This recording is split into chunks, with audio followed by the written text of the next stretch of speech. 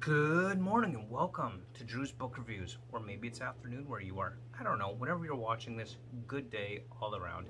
Today, we're going to be continuing my book review series on the Trials of Apollo.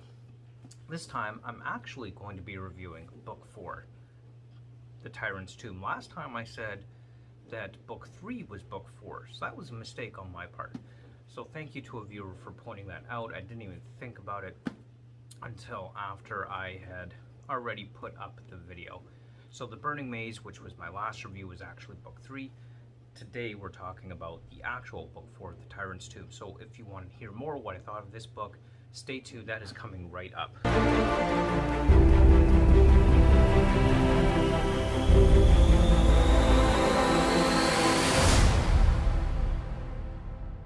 Alright, so let's check out Book 4. Actual Book 4 of the Trials of Apollo this time, unlike what I said about The Burning Maze when I called that Book 4. This is actually Book 4 of the Trials of Apollo, The Tyrants' Tomb. So, as usual, this is full of action, adventure, and fun stuff all around. I mean, how can you go wrong when you've got a group of demigod teenagers, one of which is a former god, who have to battle undead warriors of a tyrant king in a tomb, as well as prepare an entire camp of demigods to fight off an army coming in on a fleet of battle yachts who are being directed and led by tyrant emperors who want to take over the world and prophecy and basically bring the entire world under their control. I mean, how can you go wrong with that, right? I mean, that's basically the summary here of what the whole Trials of Apollo is all about. So yeah, action, adventure, right from the very start. Now, right at the beginning of this book, we actually pick up right where the last one left off. Now, if you don't want spoilers for The Burning Maze, this video is going to have spoilers for The Burning Maze, so don't turn it off if you don't care about that. But I mean, if you do care about having spoilers, then I suggest you either go back and watch my video on The Burning Maze or just go read the book.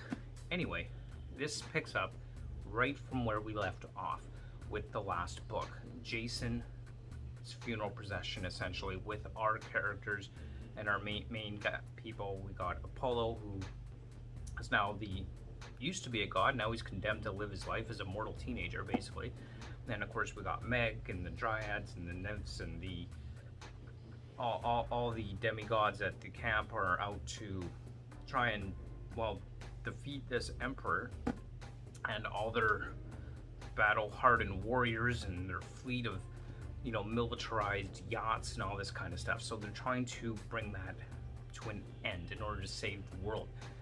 But of course, they lost their friend Jason in the last book. And so they want to mourn him and give him his proper burial and his proper respects at his passing so that they can realign and refocus on where they need to be. But of course, they haven't even reached, the camp at Jupiter yet, and they are now at a place where they're on the way there, and they're being attacked by these undead warriors sent by the tyrant king, who is living in a tomb underneath this merry-go-round in some park in the middle of San Francisco. Or is it San Diego? Anyway, it was one of those two. Maybe I should take better notes.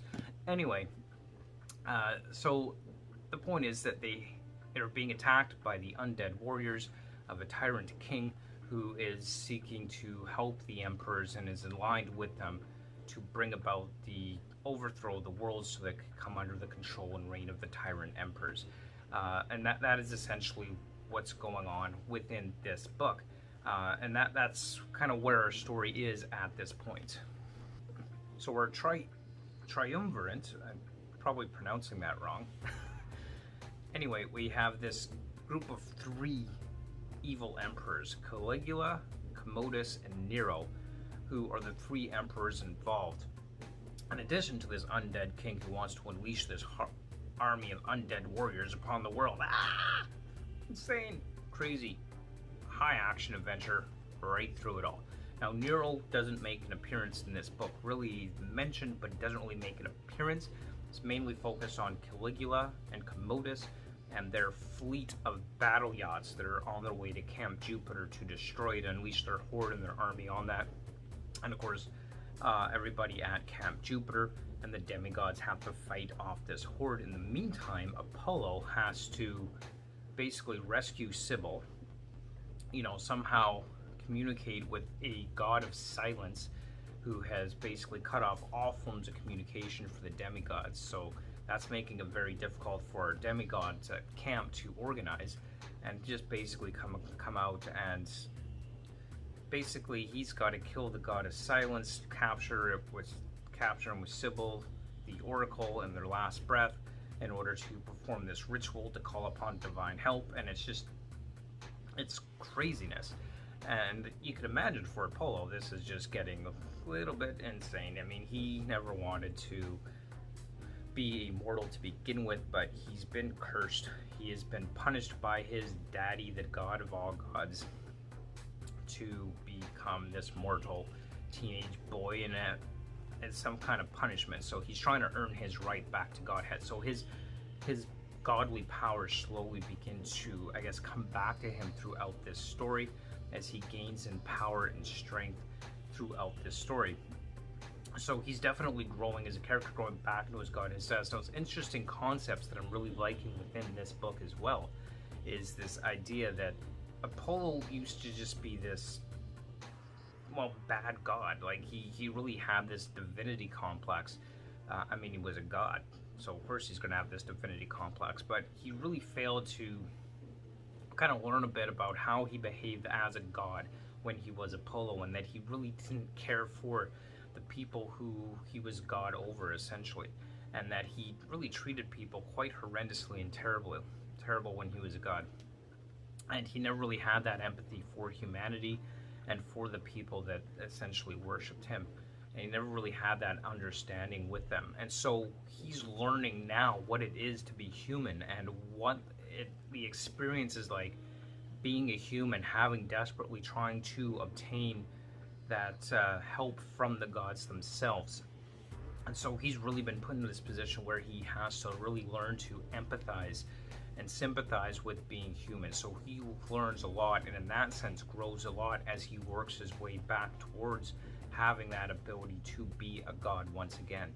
So whether he obtains that or not, I don't know. We've got the final book in the series, The Tower of Nero, which I'll get to eventually. I'm going to be reading some other stuff for a little while before we get into The Tower of Nero. But that's just kind of the idea there, and that was just one thing that I really enjoyed, an aspect about this particular book that I really liked, is this idea of him having to face the reality of what it's like to be human, and maybe he could learn to be a better god in the end as a result. So Apollo's kind of journey there, I guess, and in a sense kind of reflects that hero's journey aspect, which I discussed a lot in my review on The Hero with 1,000 Faces. You can check out on my nonfiction playlist. But kind of reflects that, where once you're thrown down to earth, having to be reborn or remade, and having your character tested in order to come back to the state in which you were originally. So his journey is really interesting within this book series, and I'm actually really enjoying that aspect of it. I think that's probably my favorite aspect of it. And it might be cliche to say I like the hero's journey, but I do, and this is something that is permeated throughout our culture and our stories anyway. So that's something that I think is great about this book. And overall, I'm really enjoying the Trials of Apollo book series. This is a fun read. It's a action-packed read from start to finish, and those characters, the typical Rick Riordan quirkiness, but this one definitely, the stakes are high, they're huge, and seeing our characters fight through them in order to survive and overcome the challenges that they're faced with throughout the whole story is just fun to read. Really enjoying this book series, and I would definitely recommend, especially if you're a young adult fantasy fan. Basically, at this point, anything Rick Riordan is great. If you like the YA fantasy genre, I'm certainly enjoying it. And they're quick, fun, easy reads, but they're also full of adventure, action, and just overall enjoyable, and I would definitely recommend it. So those are just my thoughts on the Trials of Apollo, Book 4, The Tyrant's Tomb. And you can bet I will be reading The Tower of Nero at some point. It is a bit down my to-be-read list right now, but I will eventually get to it. So definitely like, comment, and subscribe. Hit that bell notification button if you want to hear all about the other books I'm reading, and if you want to get the notification once I put the Tower of Nero review up, which at this rate probably won't be till next year, if I'm to be honest. But overall, definitely check it out. Like, comment, and subscribe. Those are my thoughts on the Tyrants Tomb. Thank you so much for watching, and we will see you next time on the next episode of Drew's Book Reviews. Until then, keep on reading. Bye!